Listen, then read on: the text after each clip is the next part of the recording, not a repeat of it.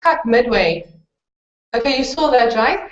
And then I think I stopped at emotional development.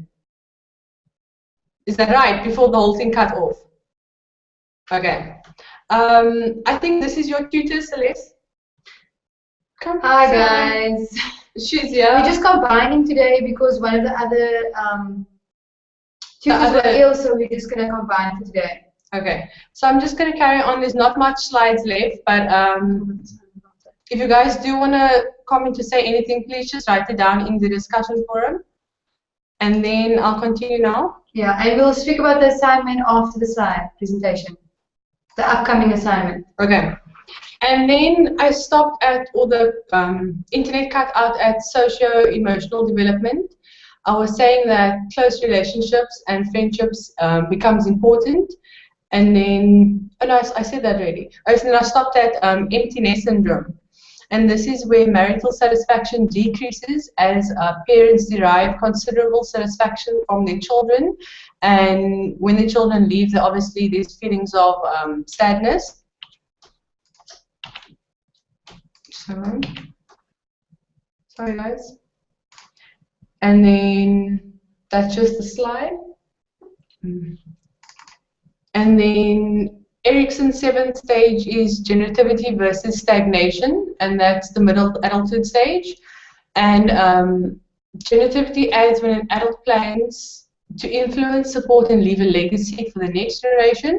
And then obviously by contrast, the difference would be stagnation, and that's when the adult has a sense that they've done nothing or that they haven't done much in their life for the next generation.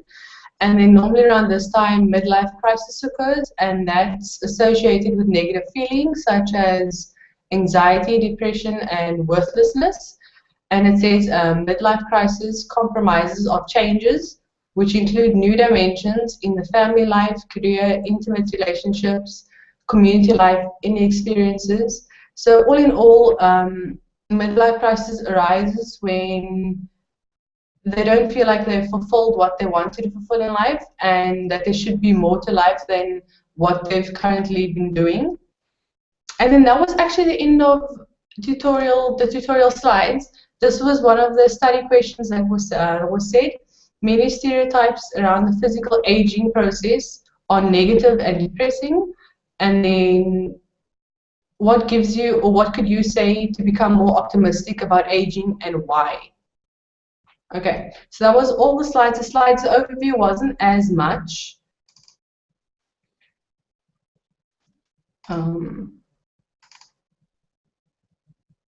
What's that showing? It's green. Okay. Okay. The overview wasn't showing as much, guys.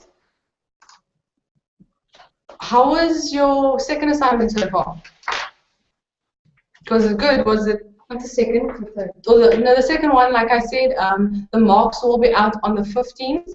So check for that, 15th to 16th. And then the 4th assignment is on Thursday, the 22nd of May. You guys know that, right? If there is any questions that you want, please email myself or Celeste. Our emails are on the slides. Yeah. It's about middle adulthood. Okay. It says interview report. You will interview at least one adult in the middle adulthood stage of life. You will explore aspects of one of the following 3 changes, either midlife crisis, menopause, or the empty nest syndrome. That's quite interesting topics. And then in your submission, include a summary of the related readings, and interview outcomes and findings, and your own thoughts and feelings concerning the interview process. So what I picked up from the previous 2 assignments, normally students either go way overboard because the limit is 1,200 words. It's not that much, it's about 5 pages. So make sure your in-text referencing is right.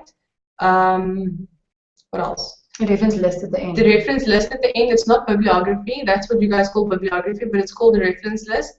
Normal standard things like cover page, I think that's on page 15. In-text referencing, that's on page 9 in the academic guidelines. So please look at that because you guys lose 3 marks over things like that. Okay, just hang on. Okay, let me see. Okay, let me just go through the assignment a little bit. You're going to basically be choosing one of the three. There's midlife crisis, menopause, and empty nest syndrome. So you're going to have to interview somebody in the bracket of 40 to 59 and only on one of the topics. So if it's going to be a woman who has children that have just gone off to university and are living on res, or if their children just moved out of the house, something like that, that would be an empty nest syndrome case. So then you would interview her and you would pose questions around empty nest syndrome. Then what you're going to do is you're going to go onto the internet and get journal articles, or you can get books as well relating to empty nest syndrome. So make sure that it's around that. So then you're going to use what they've said and kind of apply it to your interview. You want to just say something? If you guys are looking for journal articles, there is Google Scholar, but there's another site called EBSCOhost. I'll write it down here on top. They normally have psychology-related journal articles, and I always go for mine on there, so you guys can look on there. It's called EBSCOhost. Yeah. Are there any questions that you guys have? Perhaps. What are the search engines that you guys use? Do you use EBSCO or do you just use Google Scholar? Which ones are you guys using at the moment? Because we can maybe just see them, maybe. Hello? Hi. Hi. We use EBSCOhost and we also use the internet and stuff, but yeah. Okay, and has that been like helpful? Yes, it has. Okay, okay. Okay, with my students that I've been marking, I think you guys fall under mine, but I think it's under mine, yeah. The referencing is a big problem. Like you can lose up to like 20% of your mark. Like you can miss an A just because you've referenced incorrectly or haven't referenced at all. I think most people are putting references in now, but then just make sure that whenever you're using somebody else's ideas or you're paraphrasing what somebody else said, but you're just putting it into your own words, but it came from somewhere else, that at the end of the paragraph you put a bracket with the author's name and the year and the page number. Just make sure of that, because that can also just take away so much of your paper. And then the reference list must be on a separate page at the bottom. And try not to hand in late submissions. This is to my students now. I think I'm salt from Amy Alton downwards. There's like a 3 of you hand in late, and every day it's -3%. But if you hand in more than 5-6 days, it accumulates to a lot, and then you miss your A or your B, and it's silly marks you guys are losing just because you're handing in late.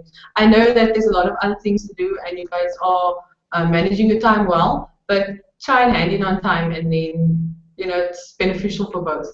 Okay, let me just do the last part of the question, and your own thoughts and feelings concerning the interviewing process.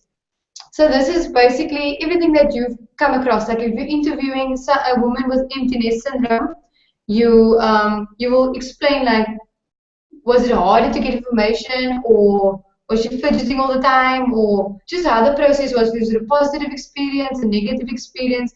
Just like discuss how it was just interviewing somebody. Let me just check anything else.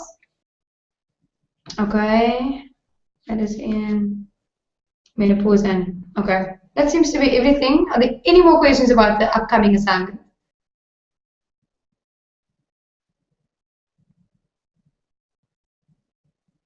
Okay. Oh, they're good. Okay.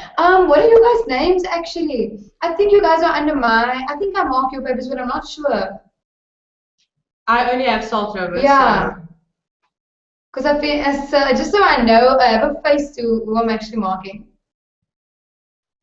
Because I think they are my students. And we are. Okay. Ruan, Lineke, and Brazan. But is that Brazan? I think yes, I marked them. What's the other name? Ruan and Lineke. Oh, Ruan Botma. Yeah, and Lineke and Chantal. Chantal van Rensburg. No. Lineke van Rensburg and Chantal van der Vyver. Van der Wyver. Okay. Yes, I am marking you guys. Okay. So if there's any problems, you have my email address. Are you guys happy with your marks? I hope. Okay. Okay, and then to my students, I'll see you next tutorial. Good luck for the following assignment. Email me if you need anything. Have a good week and bye. Okay, see you guys. Bye.